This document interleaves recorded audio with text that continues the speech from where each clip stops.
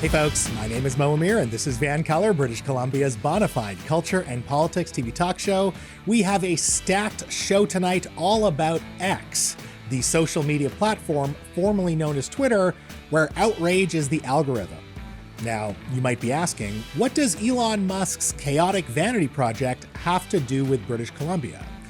Well, did you know that X is taking BC to court? The Attorney General of BC, Nikki Sharma, will be here to explain what is happening and how her government is pushing back.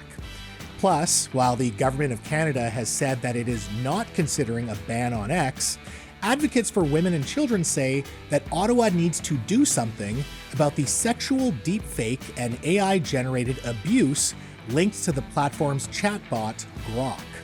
Lance from the Surfs will give us his take on all of that. But first, we need to talk about how social media turns outrage, even if it's performative, hypocritical, or just untrue, into social currency that does not care who gets hurt. Let me explain, and let's take a moment.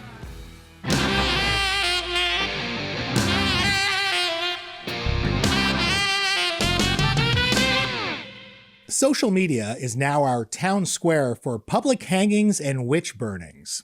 When American political activist Charlie Kirk was assassinated, a disturbing number of people rushed online to celebrate his murder.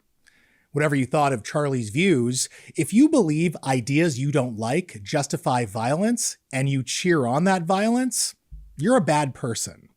And Charlie's murder was mask off, not just for those who celebrated it, but for those who tripped over themselves to exploit it for performative moral outrage. When journalist Rachel Gilmore warned that Charlie's death could be a radicalizing moment, empowering extremists to feel justified in retaliation, Conservative MP Andrew Scheer twisted her words and lit the fuse on what became a modern-day witch hunt, detonating a pylon that escalated into death threats against Rachel, ironically underscoring her point, despite her condemning the violence before and after Kirk's death was confirmed. Every human life has value. This is so wrong. There's kids that are going to grow up without a dad now. Didn't matter to Scheer or his online allies like Toronto Sun reporter Brian Passafume, who ridiculed Rachel even as people threatened her life. Just 4 months later, though, Brian showed his whole ass, celebrating the killing of Renee Good as well-deserved after Renee was shot by a U.S. ICE agent in Minneapolis. Available footage raised serious questions about whether Renee posed a clear, unmistakable threat to the ICE agent, making it far too soon to declare her death well-deserved, no matter how badly Brian wanted it to be. The Toronto Sun suspended Brian, but Andrew Scheer, of course, stayed silent, because he's a troll, and because social media isn't about principles or truth, it's about vanity and scoring points.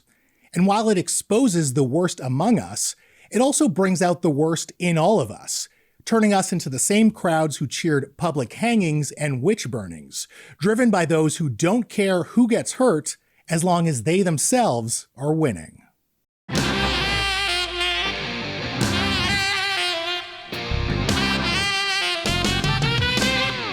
Folks, if you have any thoughts, please shoot me an email, mo@thisisvancolor.com. Now, after some business, X is taking BC to court. BC Attorney General Nikki Sharma will explain what's happening up next.